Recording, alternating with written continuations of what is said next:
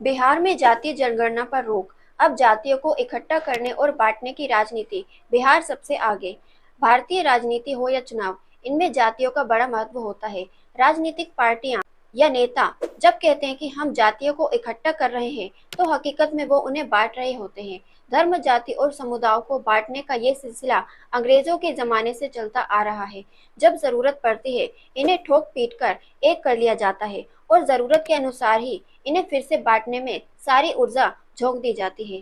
ताजा घटनाक्रम बिहार का है। नीतीश कुमार की सरकार वहां जातीय जनगणना करवा रही है। आने वाली 15 मई को ये काम पूरा होने वाला था। गुरुवार यानी 4 मई को हाई कोर्ट ने इस पर रोक लगा दी है। अब कम से कम अगली सुनवाई तक सरकार जनगणना के आंकड़ों को सार्वजनिक नहीं कर सकती। हाई कोर्ट का कहना है कि जनगणना का काम केंद्र सरकार का है।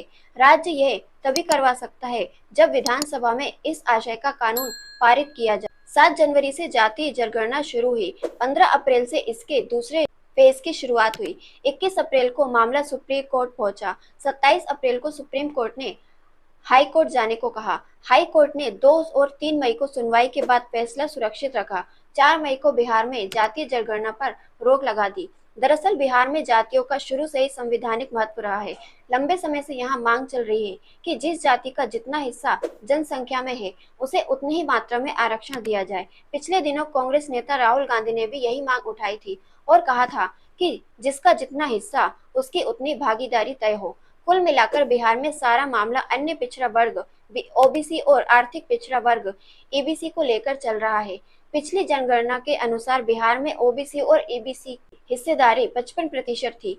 कई सर्वे के बाद ये दावा किया गया कि 2011 के बाद इस प्रतिशत में काफी वृद्धि हो चुकी है।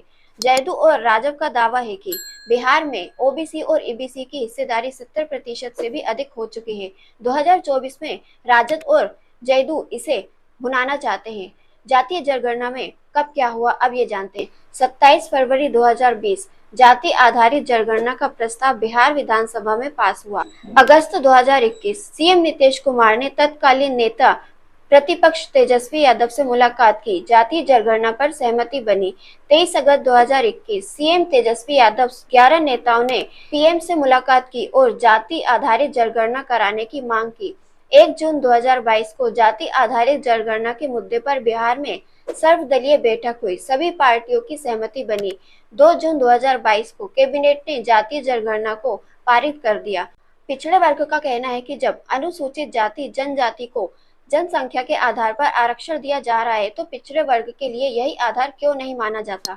नीतीश सरकार के पिछड़े वर्ग के साथ न्याय करना चाहती है। राजद और जैदू का सबसे बड़ा वोट बैंक भी यही वर्ग है। हाई कोर्ट की रोक से सरकार या ये कहें कि जैदू और राजद आहत है। हालांकि आंकड़े तो अब सरकार के पास आ ही गए होंगे। रोक के कारण वो इन्हें सार्वजनिक नहीं कर सकती। सबसे बड़ी यही अड़चन है कि जब तक आंकड़े सार्वजनिक नहीं होते, इन्हें वोट में परिवर्तित करने में परेशानी आएगी। अगर ओबीसी वाकई 70% हो गए हैं, तो ये उन्हें बताया जाएगा और ये भी कि उनकी इस संख्या के आधार पर ही उनके साथ न्याय किया जाएगा, तभी तो प्रभाव पड़ेगा। इस बीच ओडिशा में भी जातीय जनगणना शुरू हो चुकी है। वहां की सरकार भी इसके पीछे गरीबों और पिछड़ों के प्रति न्याय की भाव देख रही है। दोस्तों, आप कुछ कहना चाहते हैं तो आप भी अपनी राय हमारे साथ कमेंट बॉक्स में शेयर जरूर कीजिएगा। Thank you.